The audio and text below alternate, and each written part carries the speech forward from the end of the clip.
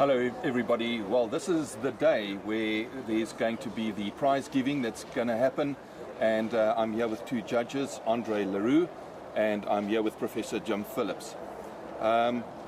Gentlemen, how has the judging gone? Jim? Well, it was hard work. We had how many fish, Andre? 342 fish. 342. Yeah. Correct. That's a decent number. Decent number, yeah. And 41 vats. So we divided the judges into 3 teams. Right. And so each team went around, and the quality was excellent, I must say. The standard of koi at this show was fantastic. Definitely. I think especially size 5 and above. So you got size 5, 6, 7, 8 and 9. The quality, I think, is comparable with anywhere in the world. ZNA shows, I think some of them would compete at the Japanese shows even. The kahakus, the gosankis, it was impeccable quality. The decisions we had to make, it took us time. We had to go into the finer technical details of judging to get winners sometimes. It was really intense. Yeah. But Andre, is that not the most important part of a national show? Is that it's not just a quick decision. You know, that there's that competitiveness at such a high level that you have to regroup and analyze further in depth to get to the end result. Yeah, Correct. exactly. And we had potentially 6 candidates for Grand Champion. That's fantastic. And we eventually whittled it down to 2, and you'll be having an explanation of those 2 koi, Yes. two best koi in show, and how we arrived at that decision later on. But it was very, very close judging, very, very close calls. When we judge, we allocate basically 100 marks. 40 marks, the bulk of it, is for what we call conformation or body shape. These quite excellent body shape, and this is the sort of thing we're looking for. Right. Then the quality of the skin, the quality of the colour, the B or the red and the white, the shiroji, that's 30 marks. Pattern, which is what usually attracts you to a fish, that's 20 marks. Yes. And then the remaining 10 marks is for the finish, how well finished the fish is on the day, good koi keeping to get it up and lustrous and ready for the show. Okay, so there's a big criteria around various aspects in terms of judging. Correct. Yeah. At the smaller shows, the winners choose themselves. At these shows where the quality is impeccable, the standards are so high that, as Jim says, we actually sometimes sit down with a pen and paper and we judge. And then it comes down to, sadly, is then starting to look at defects, which is the best one, which it just shows you how close it is. How close it is, yeah. And I must congratulate the entrants. I mean, the bar's been risen this year. I've never seen gosankis like this at one show. And we've got experienced guys. I think you interviewed them yesterday. Yes. Been around a long time. They know the breeders. They know the bloodlines. So when they buy size 5, they know what's going to happen in size 9. They've got an eye for it. They've got an eye for it. And it's in the genetics and confidence in the breeders as well. Yes. You were talking about quality. And I'm not sure that you mentioned that even on the smaller sizes, the quality is absolutely fantastic, and even local bred as well. That's correct. Yeah, we're finding at the shows now the size 1 to 5, which is about 47, 48 centimeters. Yes. Is a lot of local koi coming through. That's nice. And I think it's about the exchange rate, the economics. It's not cheap to bring fish in anymore. So the local guys are becoming better and better over the years of breeding, and especially in the non-gosankis, the ikaris in it, the shine and the luster on those koi are really good. And I can see in a few years' time, it'll all be local small, and the big koi must probably be the imported ones. And it's but there's a good spread. Good spread, yeah. And the quality is there. We don't have to look down on the quality that's there. Oh, that's good. Well, I've got to say that it's great that we hear from you, and especially looking yesterday at how you were deliberating and about certain aspects of the fish. But whilst we have you, I just wanted to talk about one thing. There's always a question about sashi versus kiva and what that means. And I'd like to just, if you could explain to us, what sashi really is. Now we've got an example here of kohaku, just a variety of kohaku, so that you can just explain to the viewers what is sashi and what is kiva. It's part of what we do in terms of edutainment. We're going to educate as well as entertain at the shows. And I think it's good that for the new guys coming in, that they understand that, because when we judge, and the quality in that's got a lot to do with that sashi and kiva. Right. So let Prof.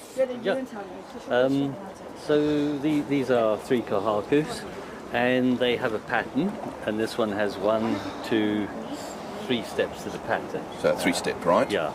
So that's you get a 2 steps with the knee down, and there's a front edge to the pattern and a back edge to the pattern. So the front edge nearest the head and the back edge nearest the tail. Right.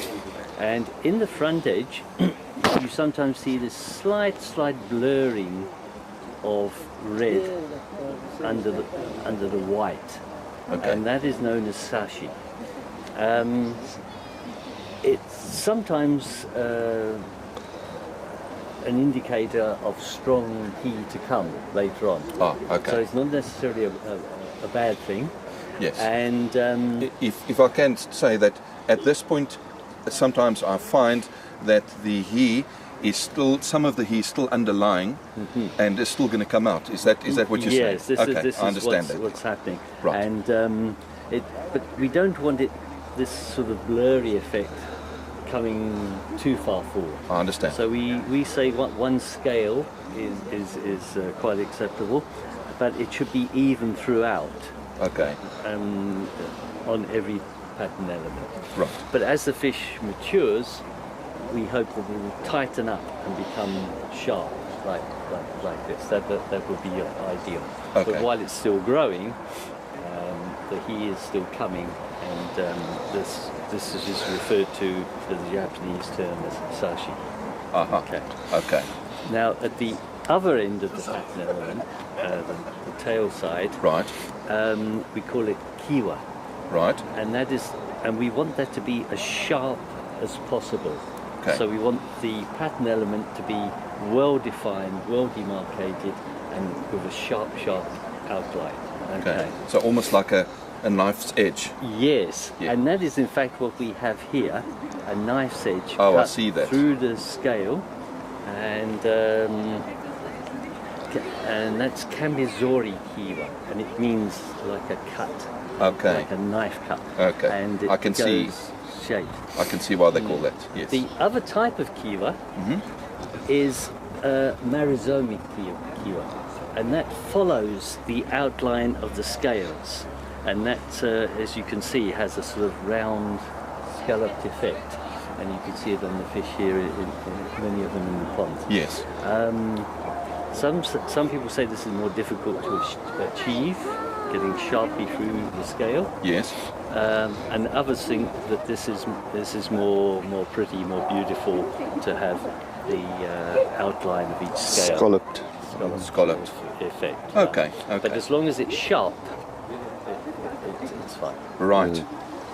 Well, folks, so that is now about sashi and kiva. Gentlemen, anything else about the show? I know we're ready now with the prize giving, and then we'll also discuss the elements of why Grand Champion was chosen and why Reserve was chosen. So we're looking forward to that in the next episode. But anything else with regards to the venue, the way the way things have been run here? Yeah, I think I always enjoy coming to the KZN show. It's so well organized, so well run, and it's just the ambience of this place. There's horses on the one side, equestrian.